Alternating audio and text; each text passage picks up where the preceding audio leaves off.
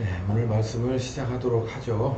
네, 오늘은 지난주에는 사무엘에 관한 얘기를 했고, 오늘은 이스라엘의 첫 번째 왕인 사울에 관해서 얘기를 하겠습니다. 오늘 오전과 오후에 사울에 관해서 이제 얘기 다 끝내고, 그리고 다음 주에는 다윗에 관한 얘기를 좀 한동안 하게 될 것 같습니다. 사울은 유력한 가문 그리고 준수한 소년이라고 성경에 나와 있습니다. 베냐민 지파 출신이고 그리고 아버지의 이름은 기스입니다. 사무엘상 9장 1절에서부터 2절까지 보면 베냐민 지파 사람의 유력한 사람이 있다. 기스라고 하는 사람의 아들이다. 이렇게 말하고 있고요. 이 사람의 그런 그 성경의 평가는 준수한 소년이다. 여기 보면 뭐 키는 모든 백성의 어깨 위에 더했다라고 하니까 뭐 외모로 보나 아니면 집안으로 보나 굉장히 상위권이다라는 것을 성경은 이렇게 평가를 하고 있습니다. 이 사람을 하나님이 선택한 이유는 한마디로 겸손했기 때문에 그렇습니다. 가문이 유력하고 그리고 본인이 어디다가 내놔도 그저 평균 이하는 아닌데 그래도 이 사울은 겸손한 사람이었습니다. 사무엘상 9장 21절에 이렇게 나오는데요. 그리고 사무엘상 10장 20절에서 22절까지도 아주 겸손한 사람인 것이 이렇게 드러납니다. 사울이 대답하여 가로되 나는 이스라엘 지파의 가장 작은 지파 베냐민 사람입니다. 나의 가족은 베냐민 지파 모든 가족 중에 가장 미약합니다. 이렇게 얘기했어요. 근데 이게 그냥 하는 소리가 아니라 그냥 입에 붙은 그냥 미사오구가 아니라 그냥 겉모습의 매너가 아니라 정말 그렇게 생각했습니다. 여기 사무엘상 10장에 보면은 여기 맨 마지막 21절에 그러므로 그들이 여호와께 묻되 그 사람이 여기 왔나이까 여호와께서 대답하되 그가 행구 사이에 숨었느니라. 이게 이 사무엘이 제비를 뽑아서 12지파 중에서 어느 지파에서 왕을 뽑을까요? 라고 해서 베냐민 지파가 뽑혔고 베냐민 지파 쪽에서도 어느 집안 사람입니까? 라고 해서 찾아서 기스의 집안인데 그 기스 집안에서 어떤 아들입니까? 여기 와 있습니까? 라고 얘기하니까 하나님이 여기 와 있다. 그런데 저 행구 사이에 숨었다. 이 마구들 그 뭐 마차나 뭐 이런 그런 사이에 숨어 있다. 그럴 필요가 없는 사람이라는 게 여기 나오죠. 준수한 소년이에요. 그래서 교만할 필요는 없어도 굳이 필요 이상으로 겸손할 필요도 없을 것 같은데 사울은 이런 사람이었다는 거예요. 26절에서부터 27절에 사울을 사무엘이 제비를 뽑아서 선택을 하니까 여기 27절에 이런 사람이 있습니다. 어떤 비류는 그러니까 어떤 사람들은 뭐라고 말하냐면 이 사람이 어떻게 우리를 구원하겠냐 하고 멸시하며 예물을 드리지 아니하니라. 그러나 사울이죠. 사울은 아무 말도 안 하고 있었다. 그러니까 이스라엘의 왕으로서 이제 사무엘이 제비를 뽑아서 이 사람이다라고 사울을 지명하니까 대부분의 사람들은 인정하고 받아들였어요. 또 그럴만한 게 집안도 괜찮고 본인도 괜찮은 거예요. 그런데 어떤 사람들은 그렇게 생각하지 않았어요. 그래서 그 면전에다 대고 이 사람이 어떻게 우리를 구원할 만한 사람이야? 그러면 뭔가 이유가 있었겠죠. 집안도 별로고 뭐 본인 보니까 더 별로야 이렇게 반대파가 있는데도 그는 아니 나 진짜 할 수 있습니다 라든지 당신 그렇게 얘기하는 게 기분 나쁩니다 이런 얘기를 안 하고 그냥 잠잠했다고 그랬어요. 그러니까 이게 보통 인격은 아닌 거죠. 그리고 여기 사무엘상 15장 17절에 결정적인 얘기가 있는데 이게 사무엘상 15장쯤 가면 이제 어떤 장면이냐면 사울이 하나님 앞에 잘못된 범죄를 2번을 하거든요. 그래서 이제 하나님 앞에 이렇게 책이 잡혀서 더 이상 하나님이 이 사람을 이스라엘의 왕으로 유지 못 시키겠다라고 생각할 때 사무엘이 가서 이렇게 책망하는 장면 중에 하나입니다. 뭐라고 말하냐면 사무엘이 가로되 왕이 스스로 작게 여기실 그때, 이게 바로 요 지금 나오는 26절에서 27절 또 사무엘상 9장 10장 요 때를 추억하는 거예요. 그러니까 왕으로 선택함을 받을 때 혹은 받기 전에 하나님이 당신을 정말 이런 면을 좋아했습니다. 그래서 왕을 삼았습니다. 이 얘기를 하는데 왕이 스스로 작게 여길 그때, 스스로 자기를 평가절하하고 하나님 앞에 낮출 때에 이스라엘의 지파의 머리가 되지 않았습니까? 여호와께서 왕에게 기름을 부어서 왕을 삼아 주시지 않았습니까? 라고 얘기하는 걸 보면 결정적으로 제가 뭘 말하고 싶으냐면 사울은 하나님이 겸손한 걸 보고 왕을 세웠다는 거예요. 그래서 여기서 우리 알아둬야 될 그런 것 중에 하나가 뭐가 있냐면 하나님 앞에 겸손하면 왕도 될 수 있다. 요걸 명심하시면 됩니다. 물론 여기가 다는 아니에요. 그래서 오늘은 어쩌면 다윗보다 중요한 얘기가 나오는데 이스라엘의 왕이 됐다가 얼마 지나지 않아서 불과 한 2, 3년 지나서 하나님 앞에 버림받기 시작하고 나중에 가서는 왕이 차라리 안 됐으면 더 좋았을 사람이 돼버린 사울에 관한 얘기인데 우리가 여기서 첫 번째 하나님 앞에 겸손하면 왕도 될 수 있다는 거예요. 사울은 요거 하나 가지고 이렇게 왕으로 선택함을 받았어요. 그러니까 우리 굳이 따라할 필요는 없지만 제가 다시 한번 강조합니다. 하나님 앞에 겸손하면 돼요. 물론 뭐 사람 앞에 겸손한 거 그건 뭐 그냥 보통 인격이죠. 고급스러운 인격인데 보이지 않는 하나님 앞에 겸손하기가 쉽지 않거든요. 그래서 하나님 앞에 겸손한 게 뭐냐라는 얘기도 조금 이따 나올 테고, 이제 그게 계속 유지되지 못했을 때 결국 버림을 받게 되는데 이제 그런 얘기도 나오고 그걸 극복하는 방법도 오후에 얘기가 나올 겁니다. 어쨌든 다시 한번 말씀드립니다. 하나님 앞에 겸손하면 왕도 될 수 있다. 왕도. 자, 두 번째, 사울왕의 멋진 출발.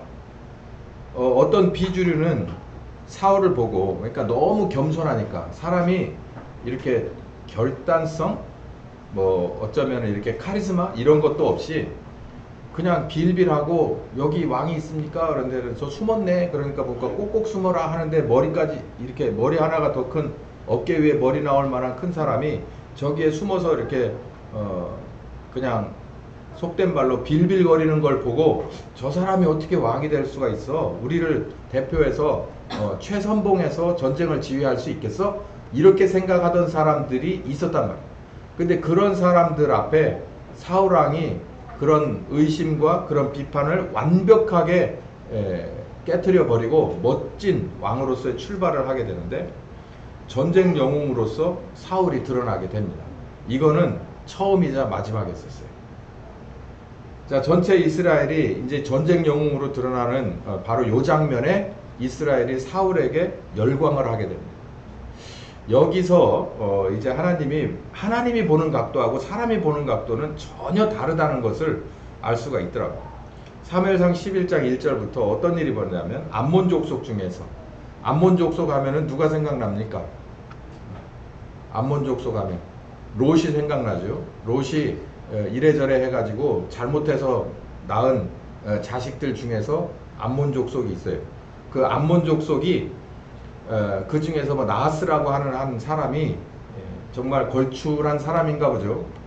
일어서서 이스라엘에게 선전포고를 했습니다. 근데 이스라엘을 아주 능욕하는 얘기를 했어요. 이스라엘은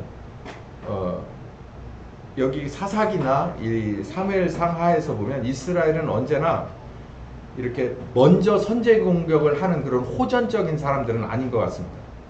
그 대부분 주변 나라에서 이렇게 공격을 받으면 반격하고 한 이런 스타일인데 이스라엘이 그 암몬 족속에게 선전포고를 받고 그럽니다.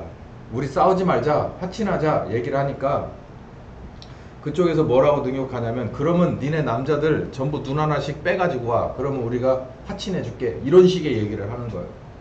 그러니까 뭣도 밟으면 꿈틀한다고 이제 그 얘기를 듣고 깜짝 놀라서 그러면 잠깐 기다려. 그러고서 12지파에 파발을 띄워가지고 암몬 족속이 와서 우리한테 눈깔 하나씩 내놓고 항복하라고 합디다. 그러니까는 사울이, 그 겸손한 사울이, 어쩌면 그 소극적인 사울이 발끈해가지고 일어나서 그 자리에서 자기가 이 밭을 갈던 소를 한 4마리를 그 자리에서 각을 떠버려요. 잡아서 다 바치고, 하나님 앞에 바치고, 이스라엘이요 일어나라. 그래서 사울이 전쟁의 선봉에 서게 됩니다. 뭐 결국은 많은 사람들이 사울의 그 뜻밖의 그런 모습을 보고 많이 지원병이 들어와서 결국은 싸워서 이겼습니다. 여기 보면 하나님이 뭐 이렇게 저렇게 해서 개입하고 하는 싸움은 아니었던 것 같아요. 그런 얘기는 없고 수많은 이스라엘 사람들이 징집이 아니라 자원해서 싸워서 이겼다라고 되어 있고, 전 이스라엘이 그렇게 이겨가지고 열광을 했다라고 나옵니다. 자, 이래서 사울이 이제는 본격적으로 농사 짓던 집안에서의 대표자가 아니라 이제는 뭐랄까요, 이 사무엘이 선택은 해놨지만 왕으로서 등극한다는 게 좀 그래서 그냥 어물쩡 있던 사울이 바로 요 암몬과의 전쟁의 리더로 서면서 백성들의 옥립을 받고 거기에서 이제 이 편제를 모인 그 이 자원병들의 편제를 다 전시 편제로 바꾸고 자기가 중요한 사람들 600명을 데리고 이제 왕의 자리로 올라가게 됩니다. 그래서 이제 많은 백성들이 그걸 인정을 하고 왕이 되죠. 그랬을 때 찬물을 끼얹는 소리가 하나가 딱 나오는데, 사무엘이 사무엘상 12장 한 장을 전체를 털어서 사무엘이 경고를 합니다. 가만히 생각해 보면 경고를 할 일도 아니에요. 사무엘이 싫든 좋든 하나님이 왕을 세워줘. 그래가지고 왕을 세워주고, 그 중에서도 제비를 뽑아. 그래서 사전에 미리 점 찍어놨던 사울을 왕으로 세워주고 왕으로 옹립을 시켜주는데, 그리고 그 옹립하는 과정도 정말 석연치 않은 게 아니라 백성들의 모두 인정을 받고 옹립이 되는데, 사무엘이 보는 각도는 전혀 다른 얘기를 하는 거예요. 이런 것도 여러분 성경을 볼 때 굉장히 좀 이렇게 자세히 볼 필요가 있습니다. 왜 사무엘은 여기다가 초를 치는 얘기를 했을까? 찬물을 확 끼얹어 버리는 얘기를 했을까? 그리고 그 뒤에 그 찬물의 그런 경고와 딱 맞는 일이 그 뒤에 벌어지기 시작해요.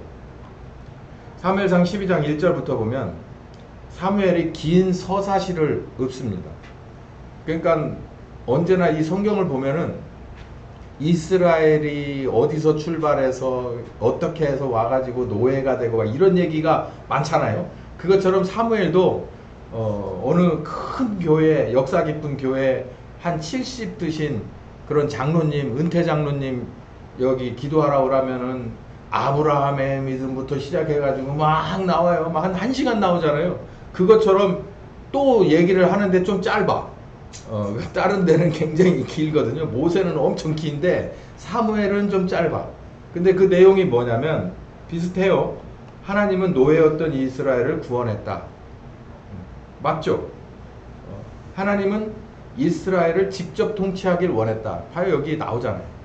하나님은 이스라엘을 노예 신분에서 구원했는데 그 이유가 첫 번째는 아브라함과의 언약의 성취도 있지만 두 번째는 그냥 놔두는 게 아니라 그들을 직접 통치해서 당신이 세운 나라, 당신이 준 땅, 그리고 그 가운데 당신의 사람들에게 당신의 나라를 꿈꾸는 거예요. 직접 통치를 원했다는 거예요. 그래서 한마디로 하나님은 이스라엘을 직접 통치하기 원했다. 당신이 기업으로 준 땅에서 당신이 선택한 아브라함의 자손들을 노예 신분에서 구원해서 정말 나만 바라보고 나만 섬겨주는 이런 이스라엘을 꿈꾸셨다라는 얘기를 사무엘이 합니다. 광야에서 모세와 아론을 통해서 그들을 통치하셨고, 여기 중요합니다. 광야에서 모세와 아론을 통해서 너희들을 통치했고, 그리고 가나안 정복 후에, 그러니까는 이 요단을 건너와서죠. 모세가 끝난 다음에 여룻바알과 베단과 입다와 그리고 나 사무엘을 통해서 너희를 통치해줬다는 얘기예요. 그러니까 하나님의 직접 통치 방식은 사사의 방식입니다. 사사의 방식. 이 사사의 방식이라는 건 이 이스라엘의 지금 왕인 사울이나 다윗의 방식과는 전혀 달라요. 사사의 방식, 사사가 이스라엘을 위기에서 구원하고 안정권 안에 드러냈던 방법과 사울이나 다윗이나 그 뒤에 솔로몬이나처럼 이 왕족들이 이스라엘을 다스리는 것과는 전혀 색깔이 달라요. 근데 여기 사무엘은 뭐라고 말하냐면 하나님은 직접 통치를 하는데 그 방법은 사사 통치를 원했다는 거예요. 그래서 그게 뭔가는 여러분께 말씀드리면 시간이 다 가버리니까 어쨌든 사사로 통치하는 게 하나님의 직접 통치의 방법이고, 굳이 표현하자면 이 사무엘의 표현을 빌면, 그리고 그걸 실어서 버린 이스라엘의 사람들은 왕을 선택했는데 왕이 이스라엘을 치리하는 것은 그건 하나님이 원하는 직접 통치 방식이 아니다라는 거예요. 그걸 다시 한번 여기서 얘기를 하고 뭐라고 말하냐면, 더 나아가서 여기 이렇게 선택한 너희는 하나님 앞에 악을 행한 거다라고 얘기를 하는 거예요. 그래서 이 문제를 가지면은 꽤 논쟁거리가 됩니다. 성경을 좀 본 사람이나 신학생들이나 목사들 같으면 이거에 대해서 정말 오랫동안 서로 성경을 가지고도 얘기할 수 있을 것 같은 얘기예요. 그래서 사무엘은 그랬습니다. 분명히 본문에 하나님 앞에 너희는 악을 행했다라고 얘기를 했어요. 그래서 뭐라고 말하냐면 여기 12장을 집에 가서 꼼꼼하게 읽어보세요. 사무엘이 그냥 이렇게 비판만 하고 만 게 아니에요. 사무엘이 어떤 사람인데, 자 그러면 너희들이 악을 행했다는 것을 내가 본때로 보여주지. 그러면서 내가 지금 하나님 앞에 기도할 텐데 지금이 때가 어느 때냐? 지금이 추수할 때지? 가을인데 비 오더냐? 안 오지? 근데 내가 기도해서 이 추수 망쳐버리게끔 비 좀 내려달라고 기도할 테니 정말 이 확률이 낮은 이때에 비가 내려서 다 흠뻑 젖어서 농사 추수가 망쳐버리면 내가 너희들에게 한 이 악하다는 이 행동의 평가가 맞는 거야 라고 하면서 기도하니까 정말 비가 왔어요. 그러니까 백성들이 화들짝 놀래가지고 맨날 그렇잖아요. 지네 손해보면은 미치고 한장하는 거 아니에요? 와가지고 납작 엎드려가지고 우리를 좀 살려달라고 하나님 앞에 대신 기도해달래. 지네가 기도하는 것도 아니고 하나님 앞에 대신해달래. 그 대신해서 말을 해주면 듣지도 않으면서. 신기한 거예요. 어쨌든 그러니 사무엘이 그렇게 마감을 합니다. 하나님이 너네들 멸망시키지는 않아. 근데 내가 너희들한테 해줄 얘기가 하나가 있어. 그러니 이제 너희와, 그러니까 니네 선택을 잘못한 너희나 니네가 뽑아놓은 왕이나, 사울을 보세요. 누가 하나님이 선택을 해줬지만 사실은 백성들이 옹립을 하잖아요. 그것처럼 너희의 왕은, 그러니까 너희나 너희의 왕은 이제는 둘이 된 겁니다. 양쪽이 된 거예요. 하나님 똑바로 섬기지 않으면 안 돼. 똑바로 섬기면 돼. 그러니까 이제 왕이 없을 때는 사사가 일어나서 백성들만 이렇게 상대를 하면 되지만 중간에 왕이라고 하는 권력이 끼는 거예요. 그러면 그러니까 사사 입장에서, 하나님의 입장에서 일을 하기가 더 어려워지는 거예요. 그러니까 이 둘 중에서 어느 한 편이 하나님 편이면 쉽게 일이 해결되는데, 이 둘이 다 하나님 편이 아니면, 각자 생각이 하나님한테 반대되는 생각이면 하나님이 이 둘을 상대를 해야 되는 상황이 되는 거예요. 그게 언제일까요? 요 사울의 때도 그랬고요. 그리고 솔로몬 때도 그랬고요. 솔로몬 이후에는 모든 왕들 시대에 선지자들이 나와서 사실은 백성을 상대해야 되는데 왕을 상대하다가 정말 고초를 당하거나 순교를 당했습니다. 아직은 이게 확 와닿지 않죠? 뭐 좀 더 나가보자. 사무엘이 이렇게 경고를 해서 그런 이야기가 12장에 나오는데, 바로 13장에 사울이 2년 정도 왕위에 있을 때, 그러니까 뭐 완전 쌤뺑이죠.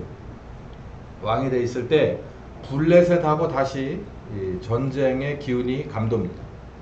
블레셋이 이제 이스라엘에 선전포고를 한 거예요. 근데 블레셋이 어마어마한 인원을 가지고서 달라드는 거예요. 이스라엘. 근데 이스라엘은 구조 자체가 왕이라고 하는 것이 이제 처음이고요. 그 전에는 이 이스라엘은 12지파라고 하는 것들이 이렇게 서로 조립이 돼가지고 나라가 형성된 거예요. 그래서 중앙 집권으로 왕권이 여 위에서부터 저 밑에까지 저작거리 시장바닥까지 왕이 아 하면 아가 전달되는 데가 아니라 12지파의 족장들이 또 그 가운데는 제사장도 껴있고 뭐 하여간 이 복잡한 이 구조물들이 많이 서로 조립해서 이렇게 얼기설기해서 유지되던, 그러다가 어려움에 빠지면 하나님의 사람인 사사가 나와서 이런 것들을 정말 교묘하게 고치고 다시 재결합해서 하나님의 뜻을 이루고 구원을 하던 그런 희한한 나라입니다. 근데 블레셋이나 이런 데는 어디든 독재 국가는 힘이 세잖아요. 그래서 이게 뭐 징집해가지고서 이스라엘을 한 번에 삼켜버리자 이러고 되니까 이스라엘이 이제 겨우 왕을 세워놓은 지 2년 정도 됐는데 그 백성들이 가만히 볼 때 이게 만만치가 않은 거예요. 이 전쟁 쉽지 않아 보여요. 그러니까 이제 백성들의 마음이 슬슬 녹아내리기 시작해요. 자기네들이 세워놓은 왕이 뭐 한 번 전쟁에 승리를 했지만 암몬하고 이기긴 했지만 이거는 규모가 다르다. 그래서 백성들이 일단 흐지부지 되기 시작을 하는데 사무엘이 언제든지 와가지고 백성들의 마음을 하나로 이렇게 묶었습니다. 그 사사가 하는 일이거든요. 하나님 앞에 잘못된 거는 지적해서 회개의 마음을 품게 하고 하나님에게 믿음을 보이고 하나님에 의해서 힘을 얻고 그 맨 앞줄에 섰던 게 사사인데 그 사사가 와서 이 흩어지는 백성들의 마음을 좀 잡아줘야 되는데 안 오는 거예요. 전 좀 일부러 안 온 것 같아. 가만히 보니까. 모르겠어요. 나중에 사무엘 선지자를 만나가지고 물어봐야 될 것 같은데 일부러 한 발자국 늦은 것 같아. 그러니까는 여러분 아시다시피 이 사울이 제사를 직접 드려버려요. 이건 또 무슨 배짱? 그러니까 여기서 눈치가 딱 빠르신 분들은 하나님을 누구보다도 더 하나님하고 친하니까 그랬나? 엄청 친해서 격이 없어서 그런가? 그런 것 같지는 않고 백성들이 흩어지는 걸, 하나라도 흩어지는 걸 더 이상 두고 볼 수가 없다. 그래서 보이지 않는 하나님을 희생시켜서라도 백성들을, 그러니까 이게 완전히, 그래서 제가 사울의 좌충우돌이라고 그랬잖아요.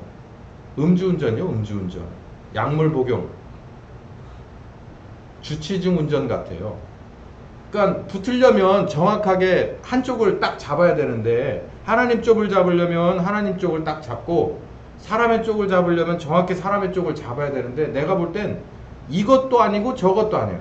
이렇게 이해하자니 이게 걸리고 저렇게 이해하자니 저게 걸리는 좌충우돌이 두 번 있습니다. 버림을 받게 되죠. 그래서 사무엘을 대신해서 전쟁을 위한 제사를 직접 드립니다. 그러면 끝까지 가든지 자기가 제사장 노릇도 하겠다. 나는 하나님이 세워준 왕이잖냐. 그러니 내 목숨 걸고 이 백성들 그리고 당신의 나라를 위해서 이 한 몸 희생할 준비가 되어 있습니다. 라고 제사를 드렸다고 하면은 그대로 가면 되는데 사무엘이 이것을 지적하고 비판하니까 또 변명을 늘어놓기 시작해요. 여기 이런 말이 있습니다. 지금은 왕의 나라가 길지 못할 것입니다. 왜 그러냐면 여호와께서 그 마음에 맞는 사람을 구할 것입니다 라고 얘기를 해요. 자, 어떻게 진행되나 봅시다. 블레셋 대군 앞에서 떨고 있는 왕과 백성의 모습. 이렇게 사무엘이 와서 지적하고 떠나자 사울은 이러지도 저러지도 못합니다. 그러니까 결단력이 없어요. 그러니까 일은 저질러 놓고 일을 해결하지 못하는 스타일이에요. 그러니까 일은 자기가 저질러 놓고 해결은 집 마누라만 쳐다보는 경우가 있죠. 이 비슷한 거예요. 지가 일을 문제를 만들어 놓고서 이러지도 앞으로 나가지도 못하고 뒤로 빼지도 못하는 거예요. 시간이 자꾸 가네. 그래서 결국은 이 문제를 누가 해결하냐면 요나단이 나섭니다. 요나단. 그 아들이 나서서 여기를 읽어보면 정말 기가 막힌 얘기가 나오는데요. 아들이 완전히 목숨을 버려버립니다. 이 서로 팽팽한 긴장감에 하루하루 시간이 지나면 지날수록 이스라엘이 자꾸 뒤로 물러가고 흩어지는 백성들을 어떻게 할 수가 없을 때 자기 아버지는 하나님을 경홀히 여기는 그런 제사를 드린 반면에 그 지적을 받자 또 뭔가 내놓는 게 해법이 없어요. 그런데 이 아들은 아버지보다 훨씬 낫습니다. 그래서 여러분 이 다윗과 요나단이 굉장히 큰 친구잖아요. 결국 이제 요나단이 자기 갈 길을 가서 이제 헤어지게 되지만 이 다윗의 거의 동급에 맞는, 그러니까 서로 끼리끼리 친구가 되는 거죠. 이 요나단이 굉장히 용감한 사람입니다. 자기 이 데리고 다니는 그 파트너와 도와주는 병기 손에 잡은 자, 그러니까 파트너죠. 같이 얘기를 합니다. 야, 이거 이대로 시간 가서 되겠냐? 이렇게 하자. 하나님이 이 전쟁을 우리 손에 붙일 거면 우리 이렇게 하자. 그리고서 적진으로 침투를 해서 거기 가서 선봉에 서서 그 둘이 정말 맞서 싸웁니다. 그 척후하고 붙어서. 그래서 한 20명과 싸워서 이기는 그런 전과를 보여주자 그때 자기 아버지가 이제 첩보를 입수를 합니다.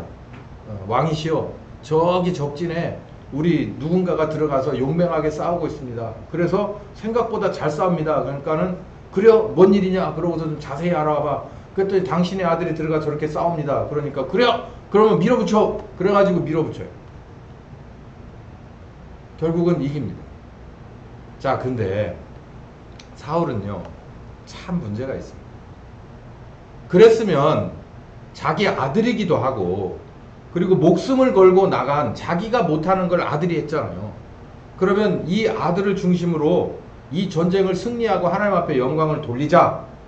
이건 하나님이 내가 아닌 요나단을 쓰는구나. 이렇게 얘기를 했으면 되는데 그렇지 않고 이 사울이 허세를 부리기 시작합니다. 무슨 허세를 부리냐면 사울이 이제 좀 전쟁이 자기들 편으로 이제 승기가 이제 기우는 것을 보자 뭐라고 말하냐면, 자, 이 어마어마한 규모의 이 블레셋을 모두가 다 섬멸시키기 전까지 하루가 됐든 이틀이 됐든 하여간 밥 먹는 놈은 내가 그냥 그 자리에서 내 아들이라도 죽여버리겠다고 그래요. 그쵸, 그렇게 얘기를 했어요. 이게 무슨 허세요? 그렇게 하라고 하나님이 한 것도 아닌단 말이에요. 성경을 보면 가끔 정말 이렇게 해라, 전리품 절대 손대지 마라 등등 하는 경우가 있어요. 근데 그렇게 얘기한 적이 없다고요. 근데 자기가 똘끼가 돌아서 그렇게 얘기한 거예요. 근데 결국은 그걸 누가 어기냐면 요나단이 어깁니다.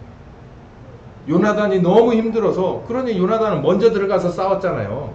그리고 정말 용감하게 목숨을 걸었는데 자기를 따르는 이 척후대가 배가 고파서 이제는 도대체 칼을 들 수도 없는 상황이 돼요. 그러니까 요나단이 가서 이렇게 길바닥에 있는 그 야생 꿀을 한 줌 집어서 입에다 넣으니까 눈이 밝아졌다고 그래요. 진짜 이 당 떨어졌는데 그럼 당이 눈이 밝아지죠. 그러니까는 누가 그럽니다. 이거 왕이 명을 내렸는데 야, 그래가지고서 못 먹어서 싸우다 죽느니 차라리 먹고 싸워서 이기고 나중 일은 나중에 결정하자. 그러고서 자기가 먼저 먹고 자기 부하에게도 주고 결국은 그 싸움을 이겨요. 돌아와가지고 이제 어느 놈이 또 이제 왕한테 얘기합니다. 왕이 이렇게 명을 내렸는데 그 준엄한 명령을 누군가가 어긴 놈이 있습니다. 어떤 놈이요? 내가 데려다 내 아들이라도 죽인다고 그랬지. 그러니까는 당신의 아들인데요.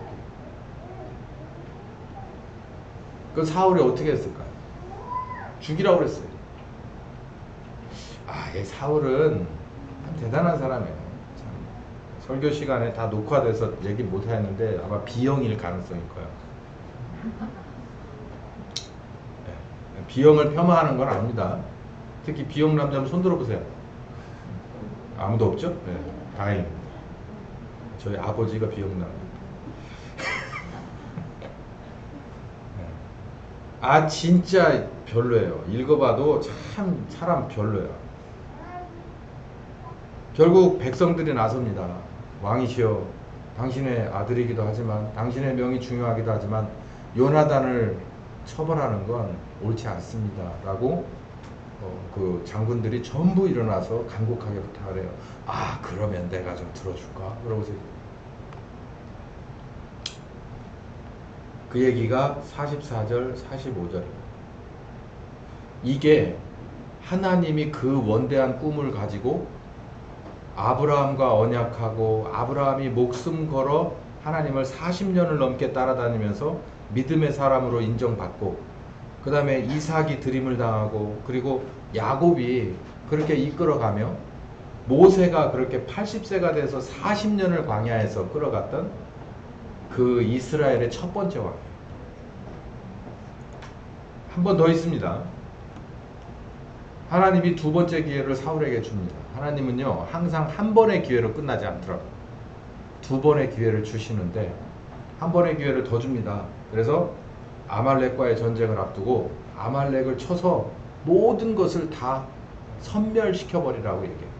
앞뒤 가리지 말고 왕부터 시작해서 짐승들까지 모두. 그 얘기는 뭐냐면, 사람하고도 타협하지 말고 그들이 가지고 있던 물질과도 타협하지 마라, 이걸 말하는 거예요. 그러니까 다 섬멸해버리라, 쓸어버려라, 이렇게 명을 사무엘이 와서 직접 전해줍니다.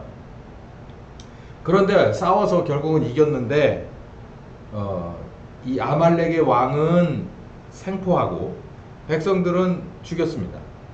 그리고 재물은 쓸만한 것을 위주로 해서 노획을 했어요. 뺏었다는 얘기죠. 여러분, 요걸 가만히 보면, 제가 이걸 쓰면서 왕은 생포하고 백성은 죽이고 재물은 노획해요. 야, 이게 진짜 참 이 사울은요, 어떤 사람인지 그 행위를 가만히 보면 그 사람의 의도가 뭔지를 저는 보입니다. 이게. 근데 뭐라고 변명을 하느냐면, 이제 어쨌든 변명을 하는 걸, 여기 이제 요 전에 이런 일이 있어요. 사무엘은 하나님하고 기도 시간에 이런 그 이스라엘의 첫 번째 왕 사울, 자기가 결국은 세워놓은 사울이 이렇게 타락했다는 걸 알고 사무엘은 밤새도록 울었다고 돼 있어요. 그 본문을 보면. 근데 그 시간에 사울은 뭘 했냐면, 자기가 자기 공로를 스스로 공적비를 만들어서 세웠다고 돼 있어요. 사무엘은 하나님 앞에 면목이 없고 이스라엘의 그런 미래를 보면서, 사무엘은 밤새 울고 기도했다는데 사울은 자기 기념비를 스스로 세웠다. 그리고 가서 물어봅니다. 조용히 물어봐요. 왕이시여, 저거 뭡니까? 저거 전리품입니까 혹시? 그러고서 물어봐요. 왜 저거 전리품이든 뭐든 다 없애버리라는데, 저 아말렉의 왕은 왜 여지까지 살아있고 지금 저기 따로 모아놓은 저 소나 양이나 염소는 뭡니까? 라고 물어봐요. 물어보니까 뭐라고 대답하냐면은, 사울이 이렇게 말합니다. 이렇게 한 것은 아말렉 사람에게서 끌어온 것인데, 백성이 당신의 하나님 여호와께 제사하려 하여 양과 소와 가장 좋은 것을 남긴 것입니다. 나머지는 시키는 대로 다 진멸했습니다. 사람이죠. 이거 왕이 아니죠. 리더는 이런 식의 변명을 하면 안 됩니다. 딱 정말 싫어, 이런 사람.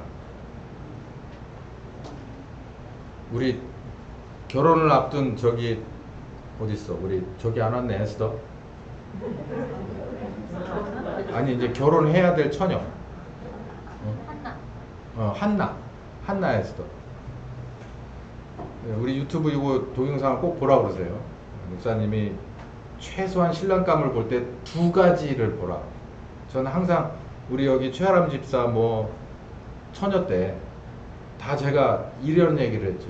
남자 딱 두 가지만 보면 된다. 기억하는 사람. 우리 최보람 자매 기억하나? 첫 번째, 잔인하면 안 돼요. 잔인한 놈은 안 됩니다. 두 번째, 비겁한 놈은 안 돼요. 그것만 아니면 어떤 것도 상관없어요. 저처럼 작아도 상관없고 괜찮아요. 살다 보면 익숙해져요. 근데 뭐 하면 안 돼? 잔인한 것도 설명을 하면 너무 오래 가니까, 결혼 세미나 할 때 내가 우리 한나하고 에스더한테 설명을 해줄 거예요. 잔인한 건 이런 건데 안 돼. 두 번째, 비겁한 거 안 돼. 근데 여기 보면 두 가지가 다 있어요, 이 사람. 이런 사람이 이스라엘의 리더가 됐어요. 하나님이 놔두겠어요? 그래서 사무엘이 밤새 울은 거예요. 이 문제를 어떻게 해결하면 좋을까? 순종이 제사보다 낫습니다. 하나님의 말씀 듣는 것이 당신이 말씀하시는 그 많은 수양의 기름보다도 낫습니다. 왕이 여호와의 말씀을 버렸습니다. 여호와께서도 왕을 버리실 겁니다. 이 말을 하는 사무엘이 기분 좋지 않았습니다. 너무 힘들었죠. 그게 사무엘입니다. 그게 하나님의 직접 통치하시는데 가운데 서 있는 사사들의 마음이에요.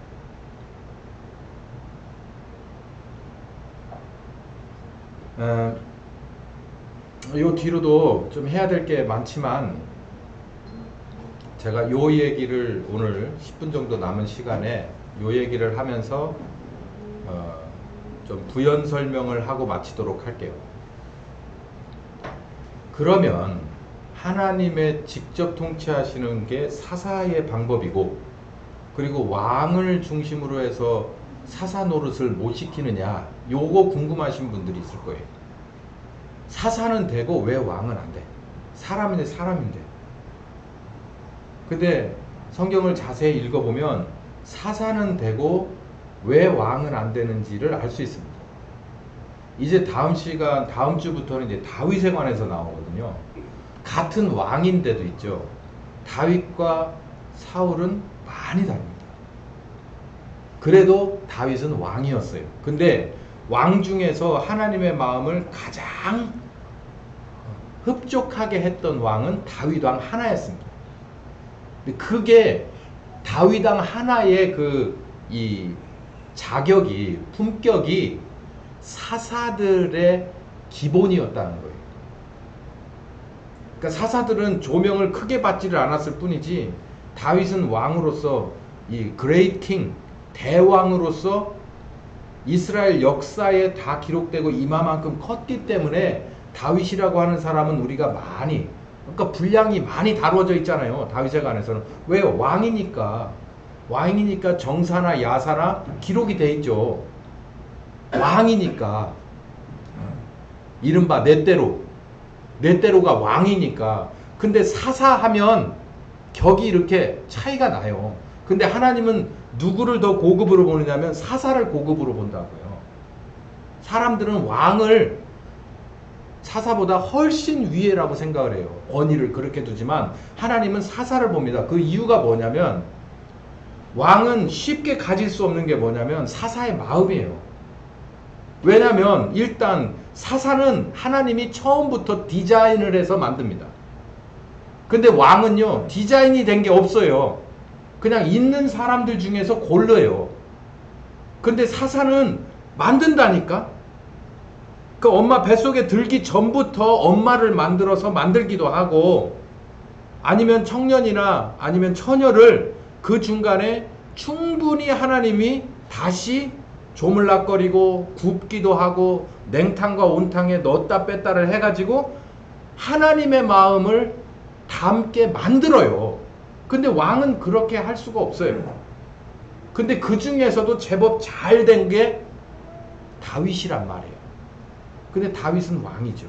그러니까 이렇게 쭉 커져 있을 뿐이죠. 근데 다윗도 하나님이 보실 때 아주 결정적인 약점이 있었잖아요. 그 약점이 왕이라고 하는 권위로 인해서 뒤로 유전돼서 내려가서 이스라엘이 아주 잘못된 그런 걸 갖게 되죠. 그러니까 하나님의 직접 통치는 사사의 방법입니다. 이 사사의 방법과 신약에서의 성령님을 통한 이 방법이 제가 지난 시간에 말씀드렸듯이 이게 같아요. 사사의 방법도 한계가 있습니다. 뭐냐면 출신이 유전자 그리고 피 그리고 가르치는 것, 이게 세 가지가 극복이 안 돼요. 그래서 이 세 가지 약점을 가지고 이 약점을 가진 채로 하나님이 만들 수 있는, 그러니까 구약적인 구약 시대의 하나님의 사람으로서 최고봉은 사사예요. 근데 그 사람들을 신약에다 갖다 놓으면 히브리서 저자가 뭐라고 그랬죠? 하나님의 나라를 위해서 모세는 무엇으로 일했다? 사환으로 일했다라고 얘기하죠. 그러니까 우리는 그렇게 얘기해요. 그 말은 맞거든요. 모세가 사환이면 우리는 하나님의 자녀요? 맞아요. 그러면 그만한 사람이 됐냐가 중요하죠. 못 됐으면은 정말 심각한 얘기가 되죠. 예수로 말미암아 거듭난 사람은 예수로 말미암아서 우리 영적인 유전자가 바뀌고 예수의 피로 말미암아서 우리가 변화될 만한 원동력이 지금도 넘쳐흐르고 성령 하나님이 우리와 함께 한다면 우리는 모세보다도 한 급 위여야 됩니다. 그게 성경이에요. 그 히브리서 저자가 말하는 거예요. 모세가 사환이었어. 그러면 우리 신약의 사람들은 최소한 사환보다는 위로 가야 된다는 거죠. 제가 지난 시간에 동영상이 8번밖에 안 봤더라고. 7번. 집에 가서 다 보세요. 거기에 엄청 중요한 얘기가 있습니다. 우리 신약의 사람들은 구약의 최고봉이었던 사사보다도 그들의 출발점보다도 한 스텝 위에서 출발하는 거예요. 그럼에도 불구하고 2022년의 대한민국의 교회와 대한민국의 신자들은 왜 그렇게 파워풀하지 못하냐는 거죠. 그건 뭔가 어디가 문제가 심각하게 걸려있다는 얘기예요. 구조적으로 이미 예수께서 십자가에 죽고 부활하셔서 성령께서 오셔서 2000년 전에 이 세 가지 약점을 모두 극복해버렸어요. 그럼 2000년 동안 하기야 2000년 동안 그나마 세상이 이렇게까지 이 정도로 유지돼서 온 것은 바로 복음과 교회죠. 그리고 성령님이고 사역자들이죠. 우리는 구약시대를 공부하고 있는데요. 신약시대를 잊어버리면 안 됩니다. 우리는요, 하나님이 지금 직접 통치를 하기를 원하시는 거예요. 다시 직접 통치의 시대에 들어와 있어요. 그러니까 뭐 사사 얘기 막 하고 하니까 먼 나라 얘기고 지금 오리무중돼 버리고 이 얘기 듣고 편안한 설교 시간 들으니까 그냥 지나가고 마시겠지만 절대 그러면 안 됩니다. 여러분, 지금은 다시 하나님의 직접 통치 시대예요. 이미 2000년이 지났어요. 이미 개신교라고 말하는 교회의 개혁을 넘어서 성령님이 우리와 함께 하시며 24시간 함께하는 우리 진정한 자유로운 하나님이 주시는 자유 가운데서 우리들의 모든 것을 하나님 앞에 드리고 이 세상에서 살아가는 빛과 소금의 개인과 교회가 이마만큼 형식적으로나마 펼쳐진 이 시대에 사는 우리는 어떤 사람들이어야 되겠느냐를 늘 고민해 봐야 돼요. 하나님의 직접 통치, 하나님의 직접 통치를 여러분은 받고 계십니까? 유전자의 한계를 극복하고 감동의 관계를 극복하고 그리고 하나님과 하나됨이 사사 정도의 일부분이 아니라 24시간 늘 함께 하시는 그런 하나님의 직접 통치를 받는 게 바로 신약이에요.